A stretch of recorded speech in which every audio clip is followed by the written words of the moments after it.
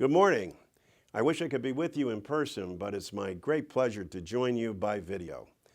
I'd like to thank my former colleagues, Earl Pomeroy and Jim McCreary, who have brought their expertise as former chairs of the Social Security Subcommittee, the House Committee on Ways and Means, to leading the SSDI Solutions Initiative.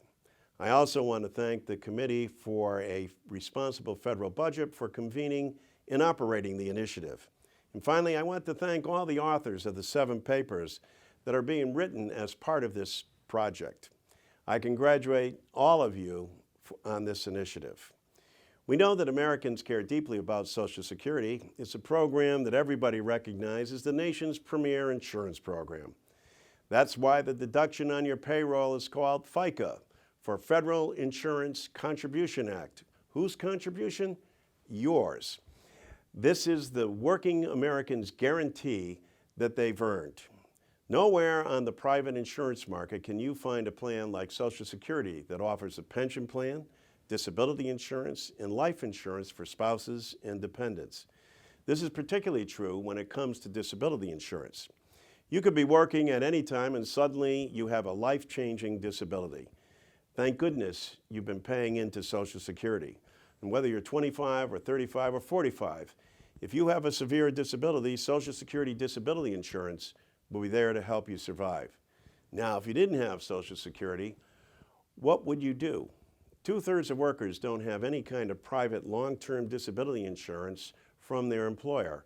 And according to the Federal Reserve Board, 4 in 10 adults can't even come up with even $400 to cover an unexpected expense, much less to pay the bills if they can't work to support themselves due to a severe disability.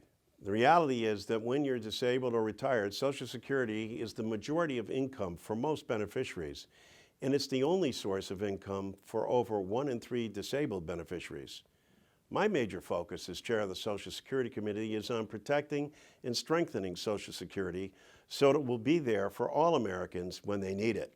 It's why it's important that we combine both SSDI and old age and retirement together. As a Congress, we haven't made improvements to Social Security since 1983. We haven't expanded it for over 50 years.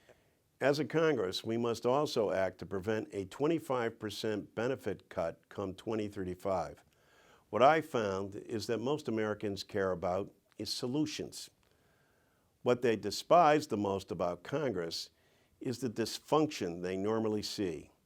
When they see people going to their respective corners and unwilling to get anything done. That's why I've introduced the Social Security 2100 Act. The Social Security 2100 Act will strengthen this guarantee and allow seniors and people with disabilities to live with dignity by providing real benefits for them. It establishes a minimum benefit for Social Security that's 125% above the poverty level, lifting more than 5 million people currently out of poverty and ensuring that no one who has worked and paid into Social Security will live in poverty. It also takes into account the actual needs of beneficiaries when it comes to cost of living adjustments, or the COLA. The Social Security 2100 Act implements COLA that has been endorsed by the AARP. Beneficiaries will also receive an across-the-board 2% benefit increase, giving them a modest but necessary boost. Finally, we know from surveys by groups like the National Academy of Social Insurance that Americans are willing to pay a little bit more to strengthen Social Security. With the Social Security 2100 Act, the average working American would only have to pay 50 cents per week more each year. This is a doable solution.